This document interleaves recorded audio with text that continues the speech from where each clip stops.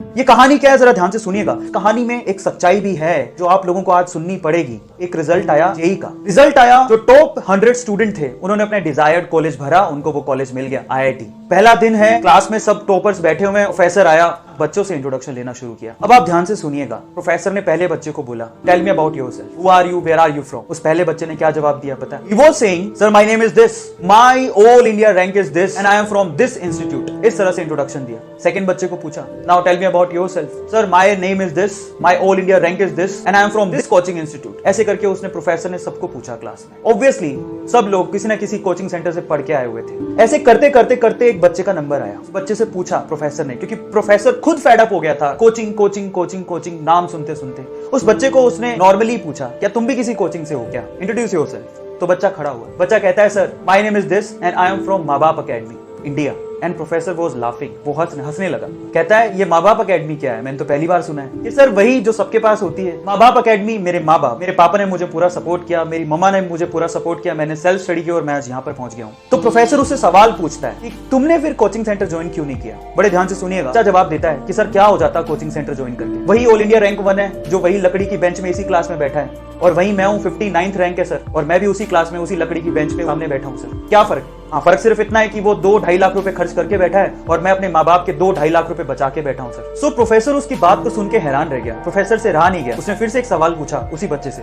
कहता है, तुमने कभी तो ट्राई किया होगा इस कोचिंग इंस्टीट्यूट के लिए, कभी तो तुम गए होगे। तो उसने जवाब दिया, हाँ सर मैं गया था। मेरे स्कूल वाले जो टीचर थे वो मेरे घर आए, मेरे पापा से मिले और उनको बोलते हैं, आपका बच्चा बहुत होनहार है, इसके लिए कुछ करो, तो किसी इंस्टीट्यूट में दाखिला दिलाओ, ये निकल जाएगा। पर मेरे पापा के पास इतने पैसे नहीं थे, तो उन्होंने अपना घर बेचकर थोड़े बहुत पैसों का जुगाड़ किया और मुझे लेकर गए इस कोचिंग सेंटर में।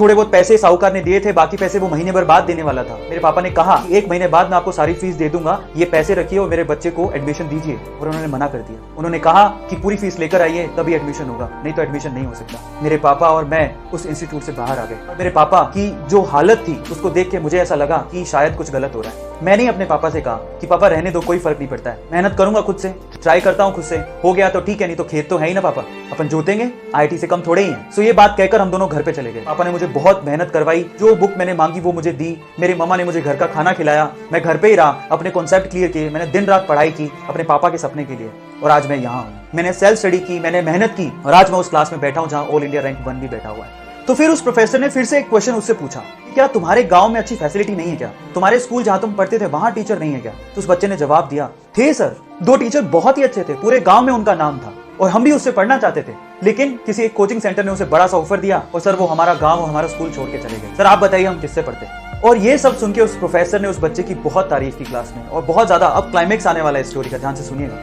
बस इतना कहने की देर थी प्रोफेसर की, इतनी तारीफ करने की देर थी कि जो साइड में फर्स्ट रैंकर बैठा था ना, वो रोने लग गया, वो सहमने लग गया और प्रोफेसर को हाथ ऊपर करके कहता है कि सर मुझे आपसे कुछ शेयर करना है। वो कहता है कि सर मैंने आपसे झूठ बोला sir, I am sorry. Professor कहता है क्या हुआ। वो कहता है कि सर मैंने भी अपने माँ बाप की मदद से ही रैंक 1 बनाया सर, मेरे पापा ने मुझे सपोर्ट किया, मेरी मम्मा ने मुझे सपोर्ट किया और मैं यहाँ पर हूँ।